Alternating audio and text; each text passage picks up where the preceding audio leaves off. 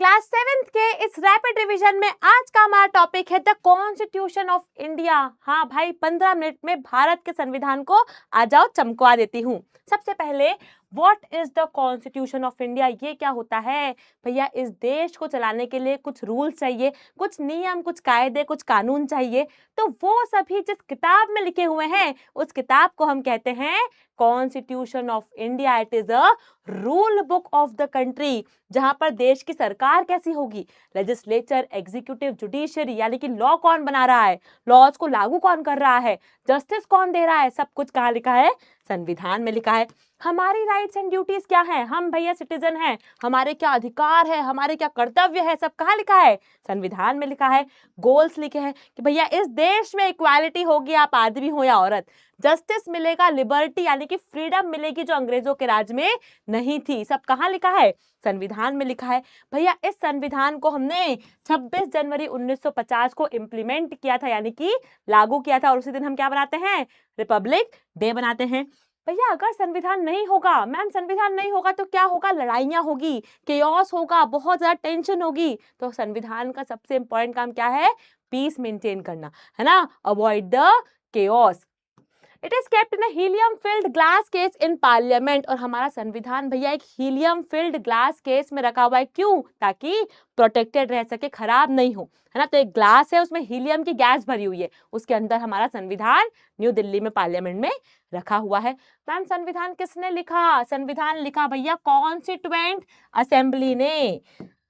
Constituent assembly that is a group of 389 members, है ना। 389 members मिले कब? 1946 में। उन सब ने मिलकर बोला अब बहुत हो गया है भैया अंग्रेजों का राज, अब हम मिलकर देश का संविधान लिखेंगे। बाद में 299 लोग ही रह गए, क्यों? 1946 में मिले थे, 1947 में देश के दो टुकड़े हो गए, कुछ लोग चले गए पाकिस्तान। तो एंड में हमारे पास कितने लोग बचे? 299 people with 15 women. Doctor B R Ambedkar led the drafting committee. इसमें से डॉक्टर बी आर अम्बेडकर क्या है? फादर ऑफ इंडियन कॉन्स्टिट्यूशन, यानी कि जो ड्राफ्टिंग कमिटी थी बेटा, उसके चेयरमैन कौन रहे? डॉक्टर अम्बेडकर जी।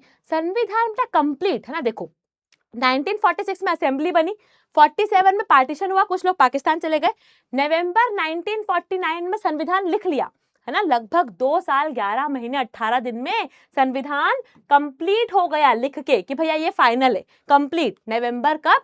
1949 में। उसी के 2 महीने बाद यानी कि जनवरी 1950 में हमने इसको लागू करा कि आज से हम इस संविधान को लागू कर रहे हैं, आज से सबको इसके रूल्स मानने पढ़ेंगे। मैम जब लोगों ने संविधान लिखा होगा, ये 299 लोगों ने, उन्होंने क्या चीज देखी होगी?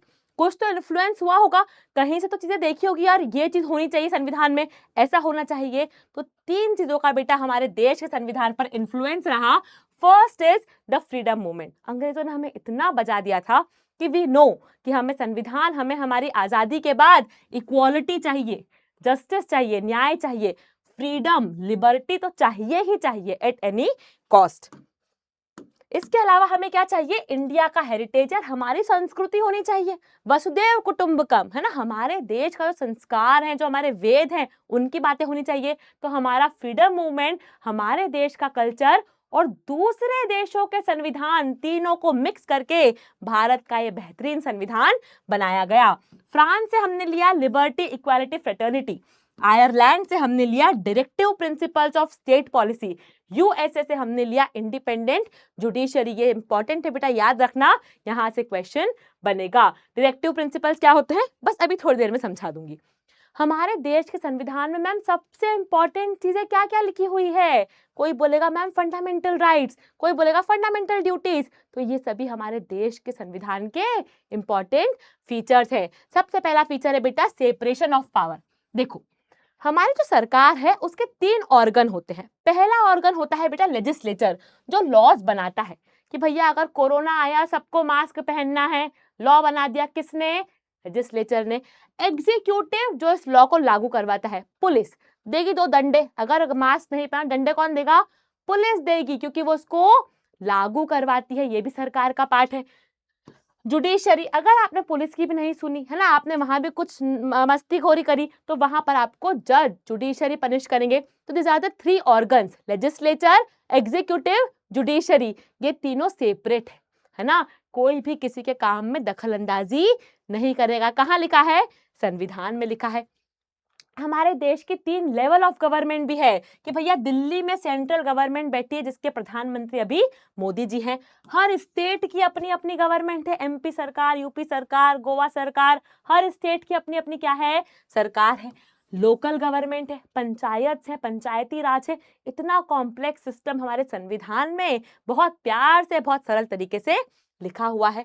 फिर लिखी है हमारे देश में मिलने वाली फंडामेंटल राइट्स। कितनी फंडामेंटल राइट्स है हमारे पास? 6 फंडामेंटल राइट्स हैं। Right to equality, right to freedom, right against exploitation, right to freedom of religion, cultural and educational rights, rights to constitutional remedies. ये सभी राइट, ये सभी अधिकार हमारे संविधान में लिखे हैं कि भैया हम सब इक्वल हैं, कोई बड़ा कोई छोटा नहीं, कोई अमीर कोई गरीब नहीं, सब everyone is equal before the law. अगर किसी ने कोई गलती करी सबको सजा बरोबर मिलेगी। राइट टू फ्रीडम है ना, आर्टिकल 21 जो देता है राइट टू लाइफ, है ना, याद रखना है आर्टिकल 21 राइट टू लाइफ, मतलब हम सभी को क्या है? जीने का अधिकार है। कोई हमसे हमारा घर नहीं छीन सकता, कोई हमसे हमारी लाइवहुड नहीं छीन सकता है।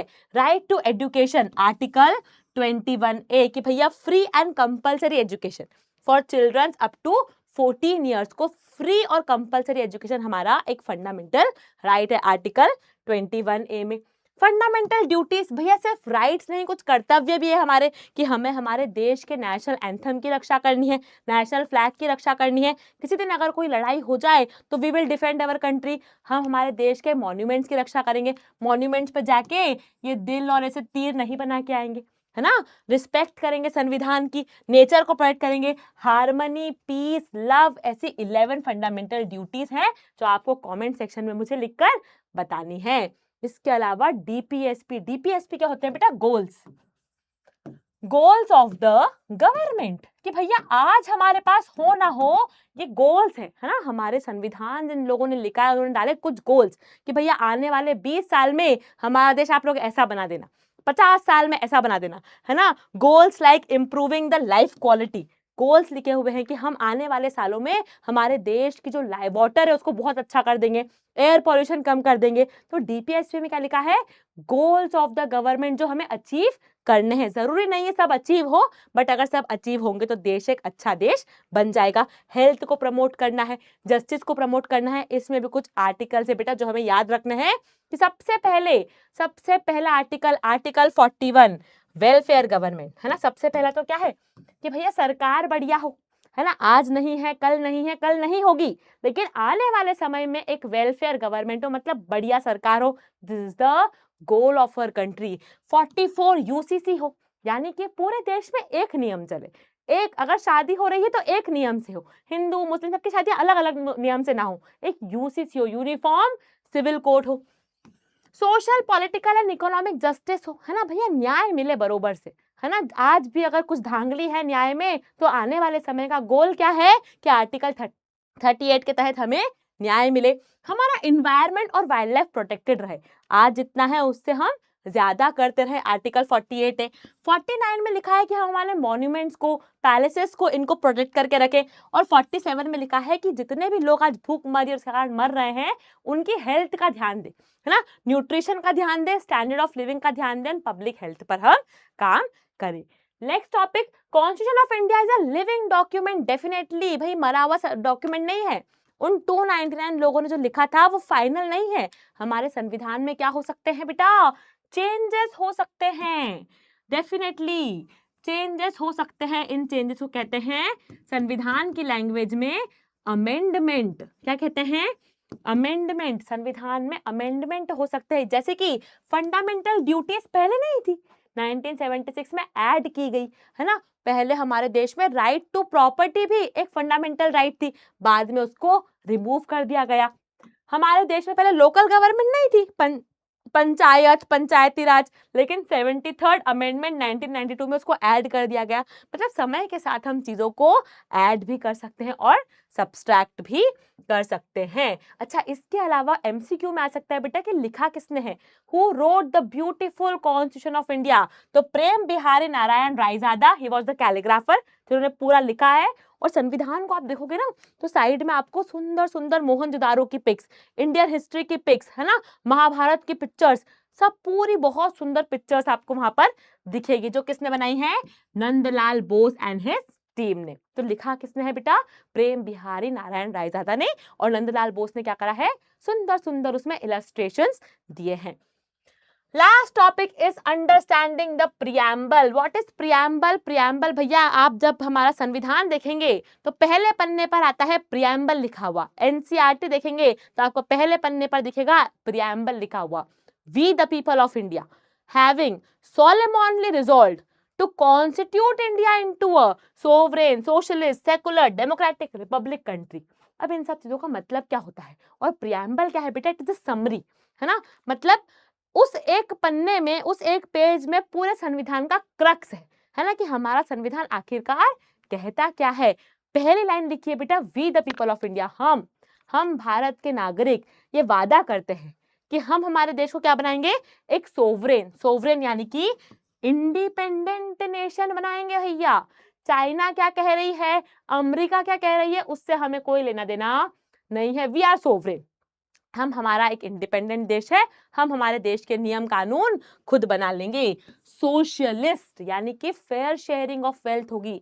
सरकार अगर कोई काम कर रही है पब्लिक के लिए तो वो सबके लिए होगा, एक या दो जनों के लिए नहीं होगा, रईसों के लिए नहीं होगा सिर्फ, है ना। अगर सरकार की कोई वेल्थ है तो उसकी शेयरिंग इक्वल होगी पूरे इंडिया के लोगों में। सेक्युलर, हिंदू मुस्लिम सिख ईसाई हम सब हैं भाई भाई। इंडिया एक पाकिस्तानी टाइप मुस्लिम देश नहीं है। इंडिया ऐसा देश जहां पर हर धर्म की क्या होती है, इक्वल वैल्यू होती है। डेमोक्रेटिक यानी कि हम हमारे देश के लीडर्स को खुद चूज करेंगे, वोट देने जाएंगे और हमारे लीडर्स को चूज करेंगे। रिपब्लिक यानी कि जो हेड ऑफ द स्टेट है, प्रेसिडेंट ऑफ इंडिया है, उसको भी हम इलेक्ट करेंगे, है ना। ऐसा नहीं है कि प्रेसिडेंट का बेटा प्रेसिडेंट बन जाएगा, नहीं, हमारा देश रिपब्लिक है यानी कि हेड ऑफ द स्टेट भी क्या होगा बेटा, इलेक्टेड होगा। इसके अलावा लिखा है बेटा कि हम हमारे देश में जस्टिस देंगे। जस्टिस यानी कि न्याय होगा, है ना, social justice, economic justice, political justice, हर तरीके का न्याय होगा।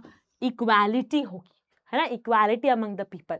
कोई रईस है, कोई गरीब है ना, कोई काला है, कोई गोरा है, कोई आदमी है, कोई औरत है, कोई लेना देना नहीं है। There will be equality. Liberty होगी, वी विल बी फ्री, है ना, ये देश एक फ्री देश है। वी हैव द लिबर्टी, हम कहीं भी जाएं, हम कोई भी काम करें, वी हैव द फ्रीडम। और फ्रेटर्निटी यानी कि भाईचारा, ब्रदरहुड से रहेंगे यार, प्यार से रहेंगे, ये देश ही प्यार का है और हम लोग बहुत प्यार से ब्रदरहुड से रहेंगे। और यही आपका संविधान था, जो कि आपका क्लास 7 का एक बहुत बेहतरीन टॉपिक था। आई होप आपको बिल्कुल समझ में आ गया होगा। कमेंट्स में बताइएगा कैसा लगा आपको ये रैपिड रिवीजन, और फंडामेंटल ड्यूटीज जो 11 है वो भी कमेंट्स में लिखना मत भूलना। Thank you, bye bye.